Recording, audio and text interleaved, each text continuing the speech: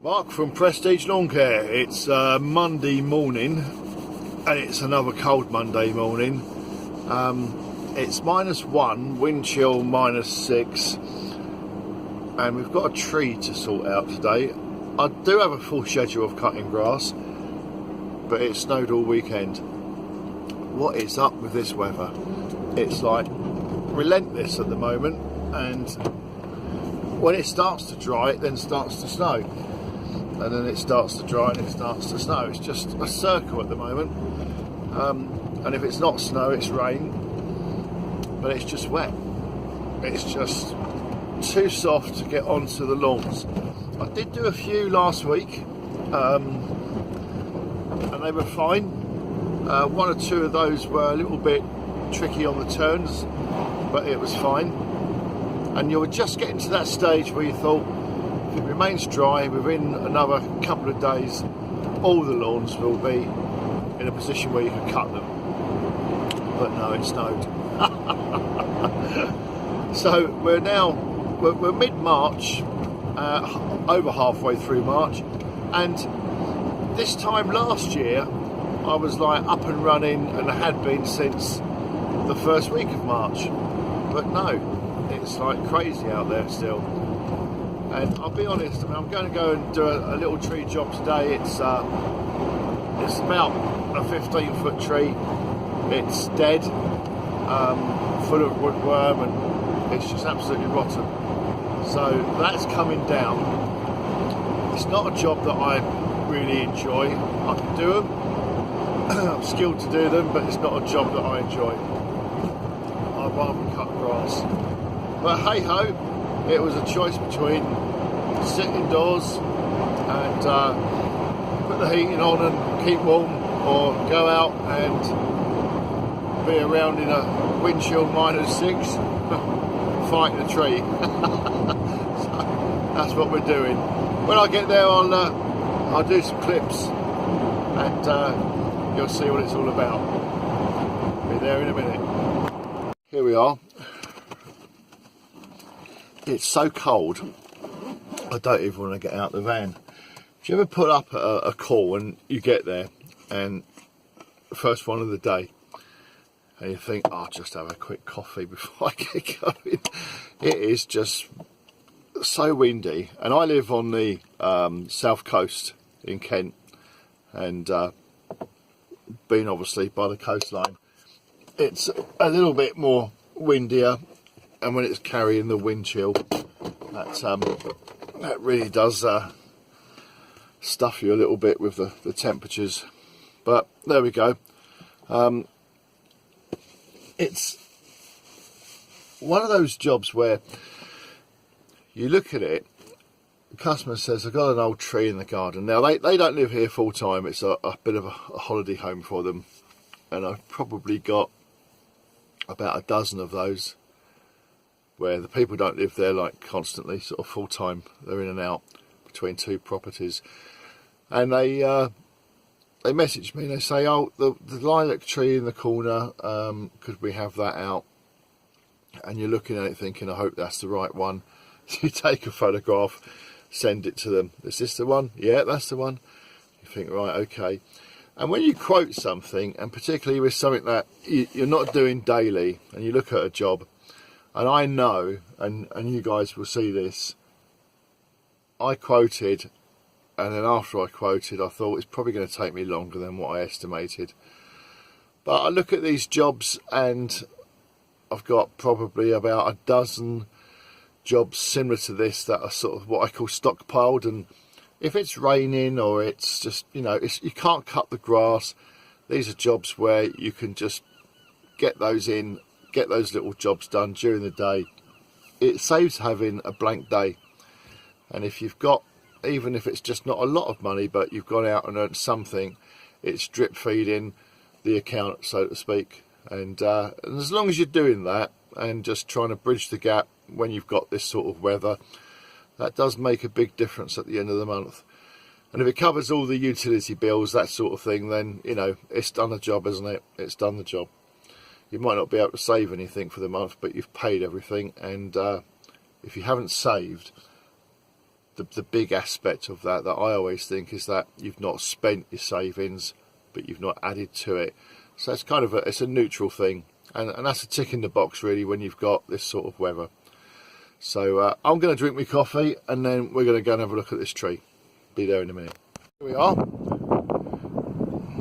Poor old tree. It's really gone in more than one way, as you can see. Absolutely covered in woodworm. The amount of holes in that. It's not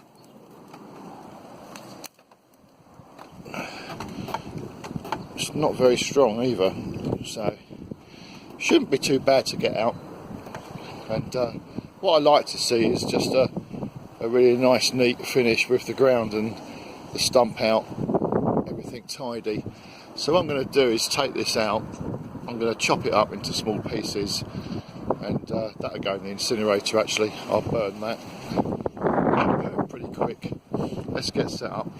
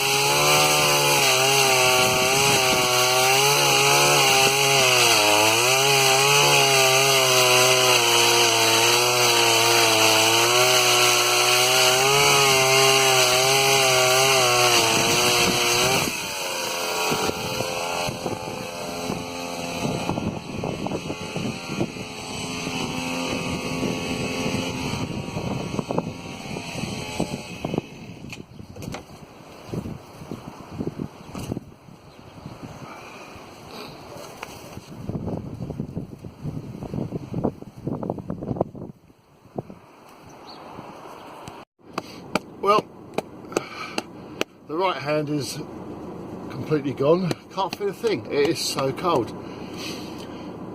I'm down to a very large stump now, and because the tree is actually quite rotted, I'm going to go for leaving it quite tall at the moment and trying to loosen the base out. If I cut it too low, then you lose the leafage. But I had to come back in the van. It is just unbelievable out there. I got no fingers. You know when you've got no real feel left in your hands and you just can't work with the tools, can you? Oh, I don't think I'm going to last a day out in this today. Wind chill -7 now. It's cold. If the wind dropped, you could manage it, but you got to do what you can do. So it's another cup of coffee, warm up the hands, and that's even with fingerless gloves on, working gloves over the top. Excuse me, and yeah, fingers go. Right, let's reneg.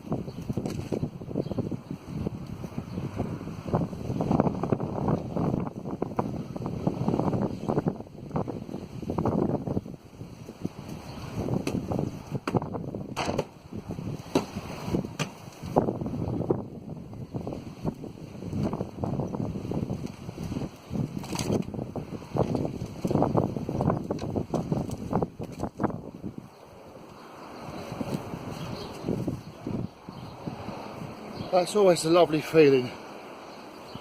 When you're fighting with one, it's freezing cold. Did I say it was cold? When you get one out the ground like that, it's